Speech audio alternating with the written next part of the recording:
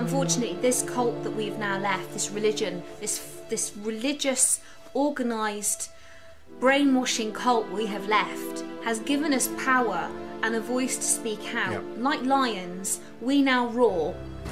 It's a preventative measure to stop people from joining this lot.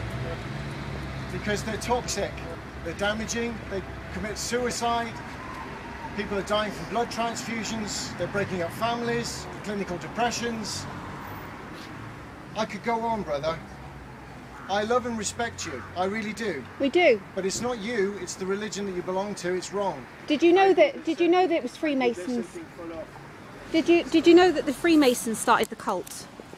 Did you know that? Did you know that Charles Taze Russell is actually buried within a Masonic grounds with a pyramid and an eye above his head? Did you know that? It's such a shame. Because we are angry at the way that we've been brainwashed, and that you can stand there. And I know that you are brainwashed, and I just hope that you have actually got something that we've said today and taken it away with you. We don't want to see any more clinical depressions. We don't want to see anybody else dying on hospital beds. We don't want to see any child molested or raped anymore within this organisation. All the things that you like to hide. So it's not going to happen anymore. Enough is enough. Enough. But I don't want to see anybody else, nor does my wife, go through the same mental torment of being inside this religion. No more. No more.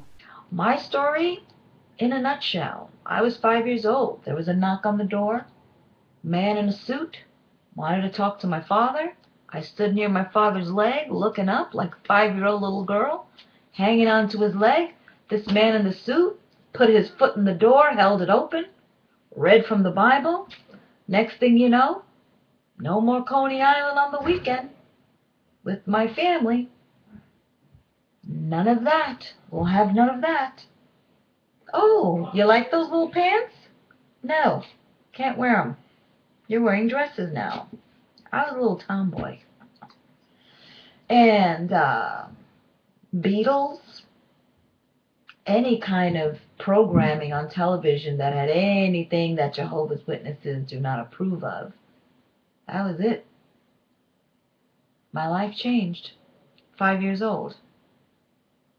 There was no college in sight because pioneering. So my dreams were squashed. But the fear of being destroyed in Armageddon was stronger than anything else. To be told by your Puerto Rican father, who works in a factory, who came to the land of milk and honey, New York City, for a better life, and for his kids to have better than him, did not encourage education, but discouraged it. Pretty much took away my will to live, my will to save money. I could never save money. The world might end. I gotta spend this little 50 cents allowance. And, you know, through the eyes of a child, to not see any future. I can only say that the fact that my mother would look the other way during a lot of things, because my mother, she hated the Jehovah's Witnesses. She couldn't stand it. She would not go to any meetings. And it just started to break up our family. It started to pit people against each other. I thought my mother was evil. Any discipline that came from her, she was evil. My dad, he was my end-all. I hung on every word. Wednesday night meetings, when he opened that pink book and showed me that little girl falling in the crack, the earth opened up, buildings, you know, imagine you live in New York City and you're taking a stroll through Manhattan and you look up and see a building. And all you can think of is, what if Armageddon comes right now? When is it going to come? Every thunderstorm.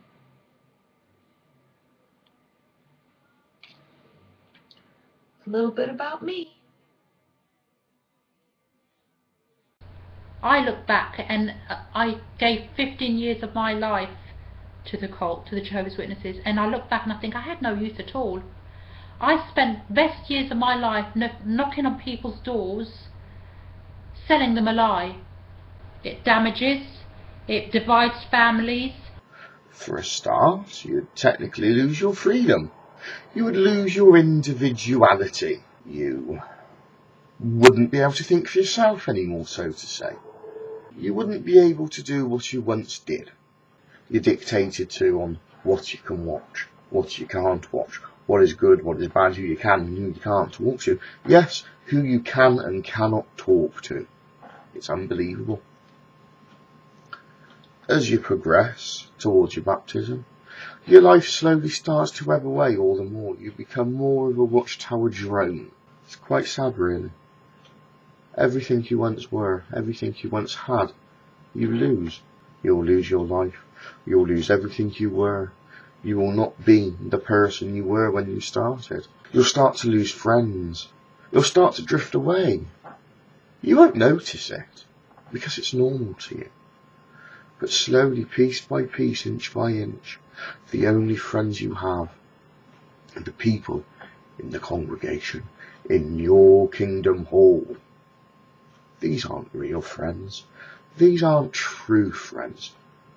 They'll drop you like a hat at the first sign of nonconformity, and then they won't want anything whatsoever to do with you. Don't become slaves to the watchtower. They'll drag you down, and they will destroy your life. I could not take my life anymore. There was so much negativity, feelings of worthlessness, feelings like I've been such a failure, criticism, and judging. I grieved my childhood. I didn't have one. I grieved who I could have been. Had I not been born and raised and told who I had to be. I grieved doing things, going places. I grieved all the years lost because of them. My teenage years were horrible. I again can't tell you how many times I tried suicide. I ran away twice, brought right back. In fact, when you run away, don't run away to another Jehovah's Witness's house, okay? I did not have a choice. I was born and raised into this, and the fear that is instilled, and you can't describe the fear, and you don't even know it's there. And she says, "What do you mean you knew?" I said, "Well, I was born and raised Jehovah's Witness." And she says, "Oh, honey, don't you know they were a cult?" Yeah, that life, my whole entire life changed.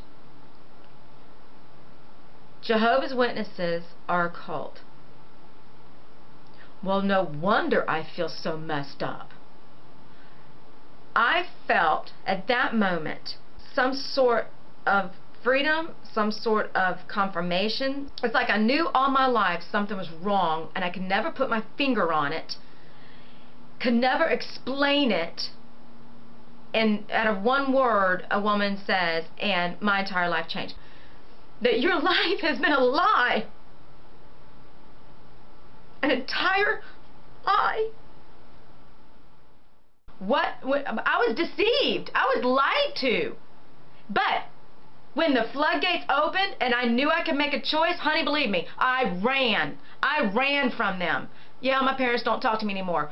But hey, I have freedom now. And you can't talk to anybody on the outside. When you start to talk to people on the outside, you start to get a different value system. And you start to realize that this is a cult. To give up my life, to give up my identity to this organization that I understand is completely scandalous. They're liars, and they completely rupture families. They destroy a person's identity. They take away your sense of self-worth. The selfishness that of a person who emotionally blackmails another person, holding their family hostage, trying to force that other person to live the way that they want them to live. So, you know, you can call me selfish for just wanting to be myself and live my own life, but I think it's even more selfish on, you know, the part of Jehovah's Witnesses to, you know, emotionally try to blackmail and ruin people, trying to force them to live their way. I started realizing that there was a lot of individuals that were getting hurt badly. Ostracism, sexual molestation, being torn away from their families. And when I didn't measure up, I was angry with myself. I was like really starting to hate myself because I just couldn't be. I wanted to be so badly what they told me I should be and what God expected me to be. And I just couldn't do it. And I was really starting to hate myself for not living up, for not being good enough. The ones who write to me, speak to me on a regular basis, telling me how they've lost their families, they've lost their friends, how it's hurt them. I get a lot of people writing to me these things. I see a lot of pain in the friends, sincere pain. I think of the ones inside who want to escape the Watchtower Society but are afraid to. And I wonder how many of you there are. Secretly wish to escape but you're afraid to because you'll lose your family and your friends. I can understand that very well. I often wonder what would happen if all of you out there that is secretly wishing to escape but are silent about this, afraid to be called an apostate, afraid of that label, afraid of losing your family and your friends, I wonder what would happen if all were to walk out at one time, just suddenly walk out. I dream of this. What would happen? How many would there be? What kind of impact would that have on the Watchtower Society? I escaped the cult, a destructive cult, and I am free. Also, Jehovah's Witnesses have 5 to 10 times a higher suicide rate than the general population. Furthermore, Jehovah's Witnesses have a well-known policy of making sure that people do not take in blood, to refuse blood transfusions, and therefore wind up costing their lives. And this includes children. You can check in the May 1994 edition of Awake magazine and see right on the cover they have pictures of all kinds of kids that had died from refusing blood transfusions. Of course, their parents were enforcing this idea upon them. But here again, the governing body of Jehovah's Witnesses is well aware of all of this. They are very, very aware of the dangers that are posed by their policies for having people refuse voting cards in certain countries, for depression caused by people who are perhaps wanting to leave, and other circumstances, way beyond the normal depression. Deaths caused by people who are refusing blood transfusion because of their doctrine. And we're afraid to call Jehovah's Witnesses a cult? We're afraid to compare them with these other dangerous cults? Why? I mean, has it been that perhaps we're just comfortable where we're sitting all these years? If you're a former member of Jehovah's Witness, really, you should be thinking about how dangerous this cult is and how fortunate it was for you to be able to escape. But you can help prevent this by having society in itself recognize Jehovah's Witnesses as one of those religions that have the potential for being more dangerous than it already is. So what is our responsibility? And if you're thinking about becoming one of Jehovah's Witnesses, know this: you're getting involved in a cult. I will not rest until religions like Jehovah's Witnesses are known by the public to be the danger that they are. Many like myself are coming out and saying we need change. Something has to happen. The governments of the world have to recognize this is actually a very, very dangerous cult. It does break up families. It hurts people. It drives people to suicide. This has to stop. Something has to be done. Watch out for the Watchtower people. Be careful when they knock on your door. Don't be mean to them because they are brainwashed. So after all of this ongoing research, I kept trying to show my mother everything that I've been finding. And of course, she would be talking to Dad about it, and to put it short, my mom is in major denial, and that is the nicest way I can put it. They are scared to know the facts of everything, the truth of the so-called truth, and that is, in all honesty, the truth. They are frightened to know the facts of their past history and their religion and all the cover-ups and what they've swept under the carpet.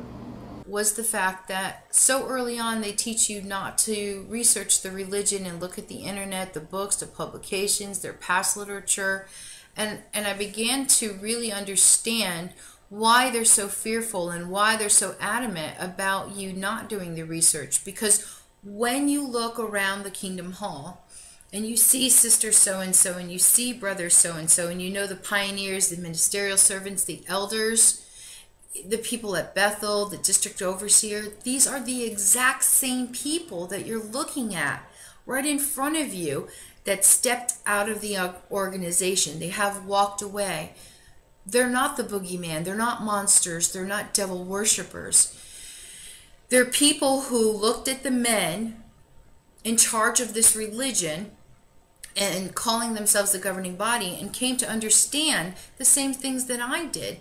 That this is not the channel that God's using, because you have to reason. Would God tell you, I want you to look at this, read this, follow this, and then say, never mind, I want you to follow only half of this, and I'm going to change the other half of it, and we're going to do it this way. And then down the line, scratch that. Actually, let's go back to the beginning. And then, no, wait, we're going to change this entirely and just do something different. We're going to put a doctrine and have people follow it, and if they don't, they get disfellowshipped and break their families apart and tear their children's lives apart and cause such heartache because they didn't follow our doctrine. But now, 5 years later, we're going to change that doctrine, and we're never mind. We're going to just go back to the beginning. We're going to act like we never even changed it. And I know you said, that you've had a difficulty even going out of your house. Yeah. And I know that would be very difficult for you. But Very just traumatic. let you know, you are not alone. No. You are not alone. No. I lost my brother because he committed suicide because of this cult. And I don't want to see it happen to anyone else. So just know that This cult's not worth it. It's No. truly not worth it. all we know is that all of us are survivors and have a brotherhood from this cult. Very fear-based religion. I mean, and you're bred on fear. There's just demons around every corner, and people are really paralyzed with fear. We were raised that we were not allowed to go to college. We were encouraged to quit high school when we were 16 and to go door knocking. So many people who stayed in the religion, they suffer. Economically they suffer. If they didn't join the religion, with money or with property or with some kind of resources, a lot of them end up on welfare. It's just the depression, the sadness, the misery. They'll put on a smile after they knock on your door when they're trying to convince you. We were trained to do that. We were taught to smile. We were taught whenever we saw someone new walk through the door to put on a happy face, and that's exactly what we all did.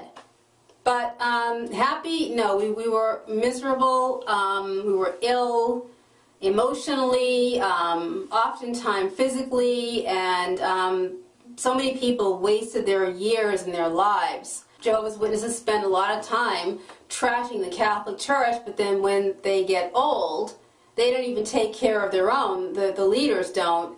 And Jehovah's Witnesses end up in Catholic nursing homes, being nursed by the people who they spent years, hating. No apologies, no nothing. There wasn't no apologies for my dad when he died in the early 80s. He died of shame and fear. He couldn't even get up off the floor. He allowed himself to get 500 pounds. He was so depressed. Jehovah only wants your best, he was told. If you're not giving your best in Jehovah's, it's not acceptable. Well, my dad didn't think he did his best because he worked out of town. And all of us boys sort of went wayward. And so he died. He died of shame. My mother is still in the mental ward today. Fearful that Jehovah's going to kill her. That's what she said the last time I saw her. Jehovah's going to kill me. Jehovah's going to kill me. It's a terrible thing. So I just want to tell you, if you know somebody studying with Jehovah's Witnesses, you better check it out. You better talk to that person. You better tell them to go to the internet and do some research about that organization. Look at some of the castles those anointed brothers lived in at the time of the Depression. You know? While the world and people were sleeping on buses and stuff, they had mansions they were living in, those higher up brothers, so to speak.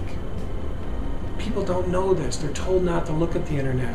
They're told not to look at anything on there. It's poison. They don't have it at all. One of the reasons why we all know that there's this sort of endemic problem with alcohol within the religion is because it's a way of pacifying and relieving the and offsetting the depression that many of them feel and the rut that they're in and the cycle that they're in, because they can't get out of it. They're trapped within it. So in the privacy of their own homes they drink, and who can blame them?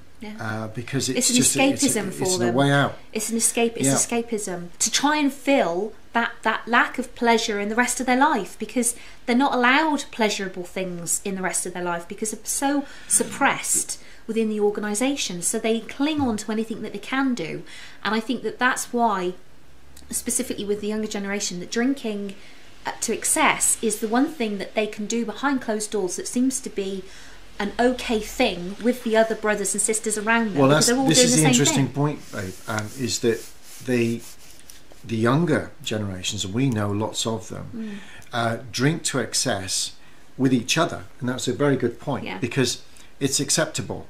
It's okay to drink. If they were to suddenly get cigarettes out and start smoking, that would be an appalling thing to do, and they would all be absolutely horrified at anybody doing that.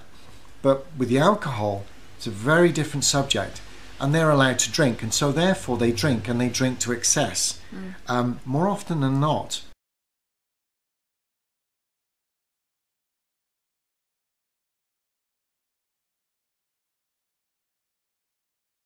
The Watchtower Society has lost a legal battle connected with its role in handling matters of child abuse. As a result of this defeat, the Society is faced with paying millions of dollars in damages.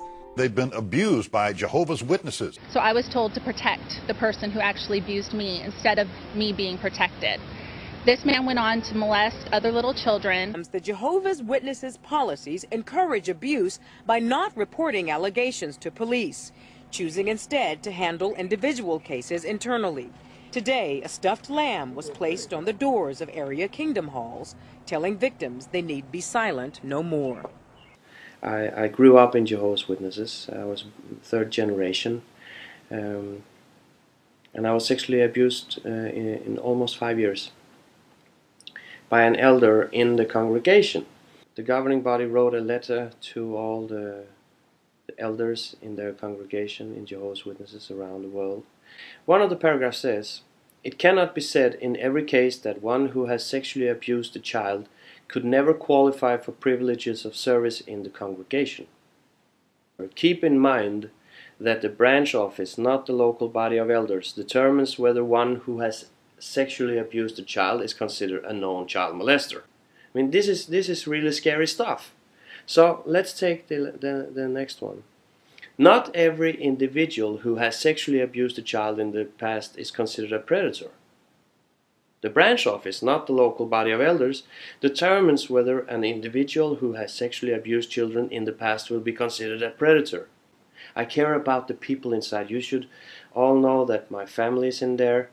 My oldest daughter is in the Jehovah's Witnesses. She's now 22 years old. I haven't seen her since she was 9.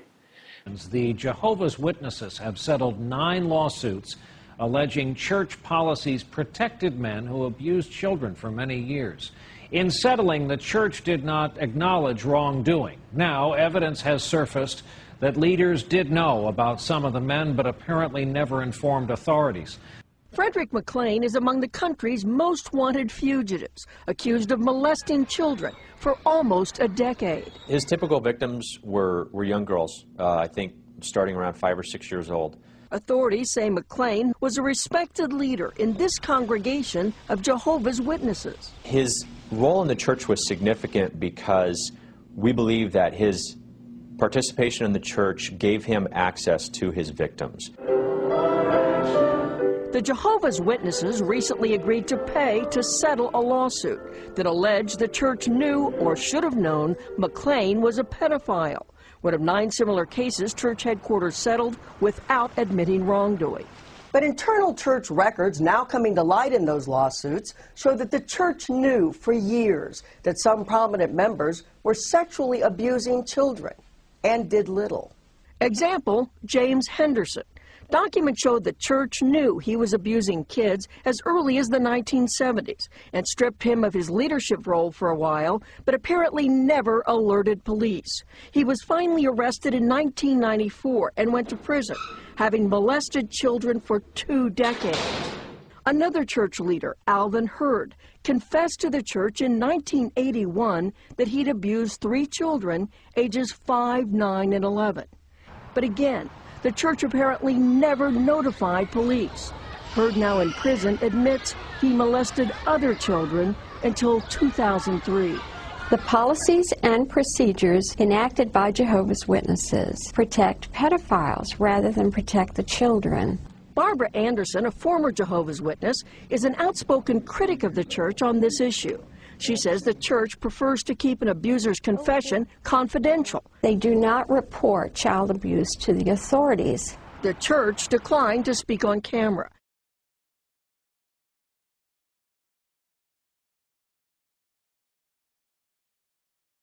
How it works in the Jehovah's Witness organization is they call it disfellowshipping, and it's a very cruel punishment. At that point, they consider you spiritually dead. Your relatives, your witnesses, friends will have nothing to do with you. My 2 children, I still have, to this day, will not talk to me. I've been out of the organization now for going on 6 years. And they still will just walk by you, at least one of them walks by you, which you will see in the store, for example. And then the other sacrifice that you have to make when you leave the organization is all your friends as well. I had so many friends that were Jehovah's Witnesses. I mean, I grew up with so many of them. And of course, they instantly disconnect from Jehovah's Witnesses, they cut you off from your family. Your family's already brainwashed in advance.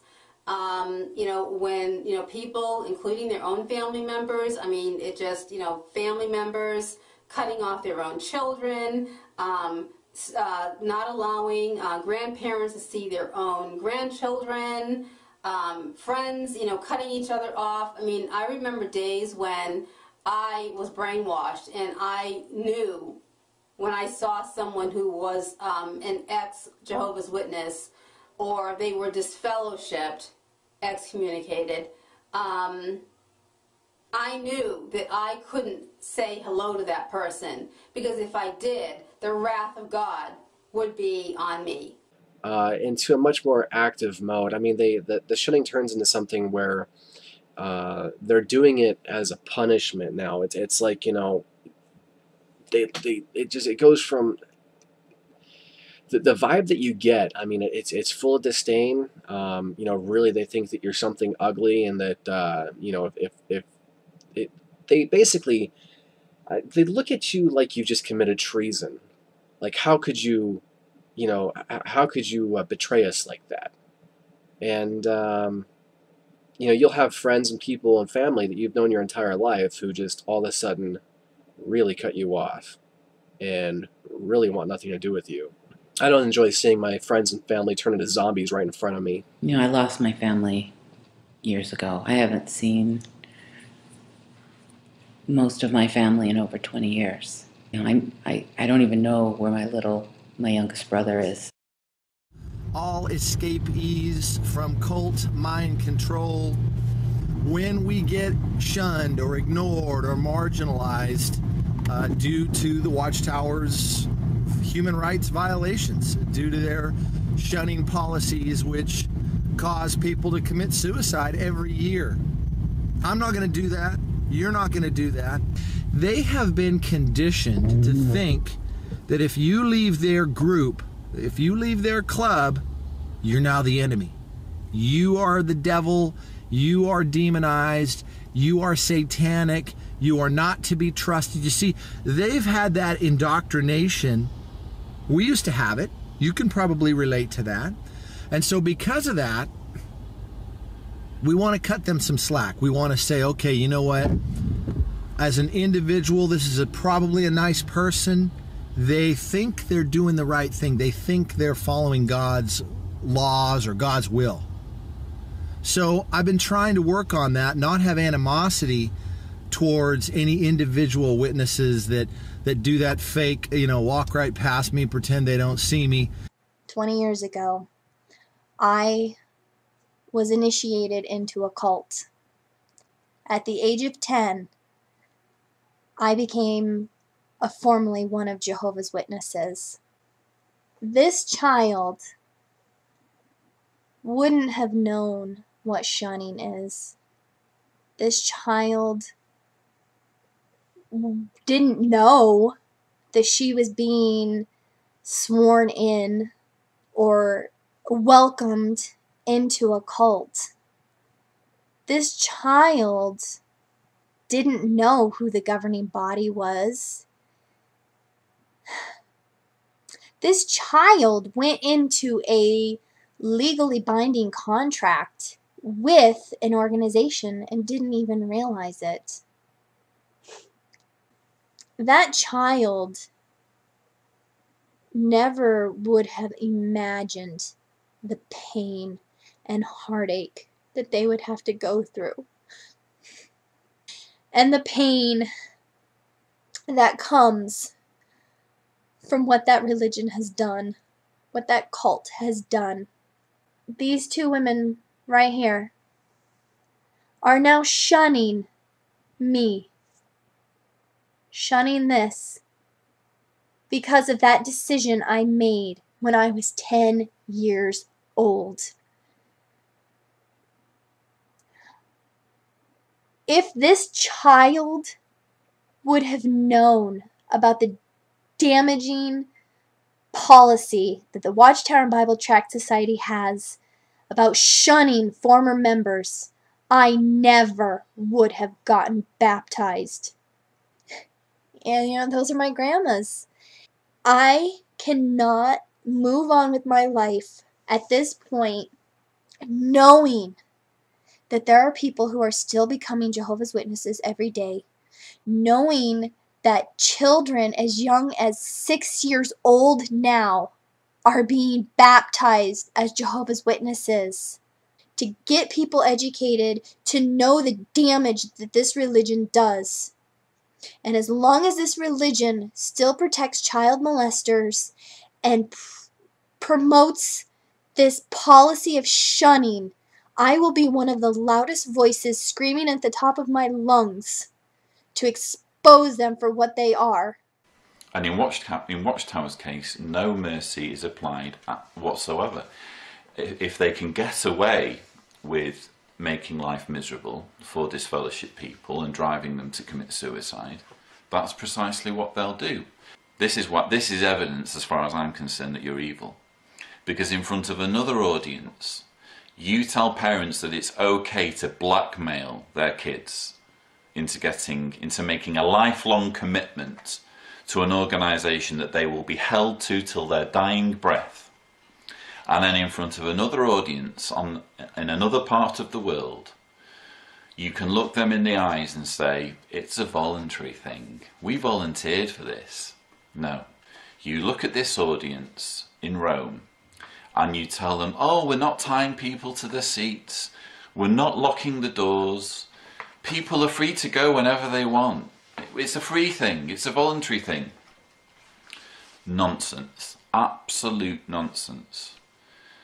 I was in front of a judicial committee just over 3 weeks ago, and I have been disassociated, severed from my family. My dad, in particular, is shunning me for a decision I made when I was 11. My own father is being used as a weapon, as a means of punishment against me, simply for going back on a decision I made when I was 11 and leaving a religion I now know to be false.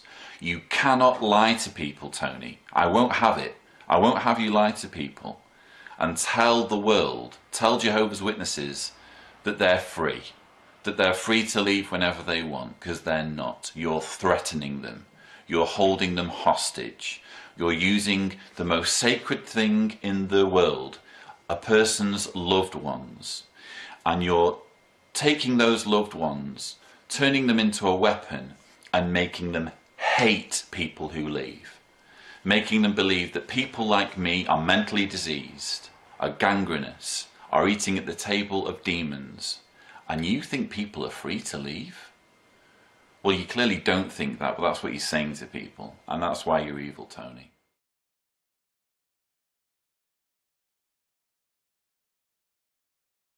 The February 15, 2012 Watchtower. Selma recalls a lesson she learned from a witness who studied with her. On one particular day, says Selma, I didn't want to have a Bible study. The night before, Steve had hit me as I tried to prove a point, and I was feeling sad and sorry for myself. After I told the sister what had happened and how I felt, she asked me to read 1 Corinthians 13, 4-7. As I did, I began to reason, Steve never does any of these loving things for me. But the sister made me think differently by asking, how many of those acts of love do you show towards your husband? My answer was none, for he is so difficult to live with. The sister softly said, Selma, who is trying to be a Christian here, you or Steve? Realizing that I needed to adjust my thinking, I prayed to Jehovah to help me be more loving towards Steve. Slowly, things started to change. After 17 years, Steve accepted the truth. This is the kind of bullshit that kept me in my abusive relationship. This is the kind of crap that has been fed to make me believe that the fact that I was a punching bag was my fault. This is the kind of stuff that taught me that I was a doormat and that I had really no rights whatsoever as a human being. And the memories that my mother has, no woman should ever have to deal with that. She went to the elders because one night the abuse got a little too much that she can handle. Because that's who you go to. You go to the elders, and they are there to guide you. The elders told her that it was her job, it was her responsibility to stay with him and to help him.